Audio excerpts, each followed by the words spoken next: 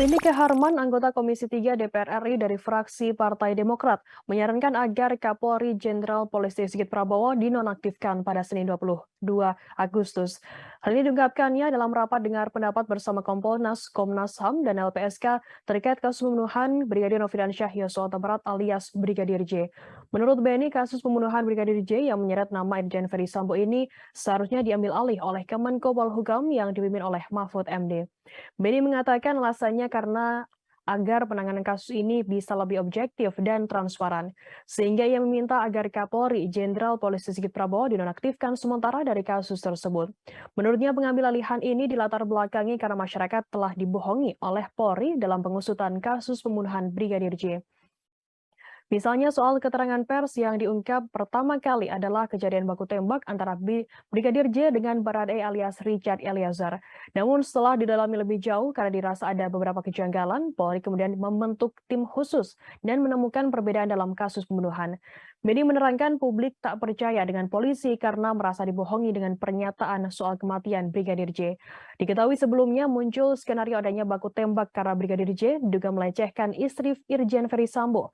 Namun setelah penyelidikan mendalam, Baradae mengaku diperintah oleh Irjen Ferdisambo untuk menembak Brigadir J. Akan kami tampilkan Tribuners wawancara dari anggota Komisi 3 DPR RI, Benny Kaharman. Berikut liputannya untuk Anda. Menko Polhukam. Kalau saya sebut aja Pak, siapa jenderal yang mau mengundurkan diri? Supaya jangan ada gelap-gelap. Yang kedua, udah betul Pak Mahfud, ada tersangka baru. Yang penting siapa? Kan gitu Pak. Kita nggak percaya polisi. Polisi kasih keterangan kita kepada publik, publik kita ini udah ditipu juga kita ini kan. Kita dibohongin. Sebab kita ini hanya baca melalui medsos Pak Mahfud. Dan keterangan resmi dari Mabes. Kita tanggapi ternyata salah. Jadi publik dibohongi oleh polisi.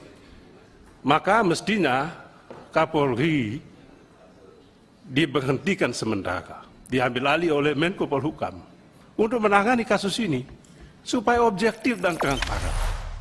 Jangan lupa subscribe, share, komen, dan like ya.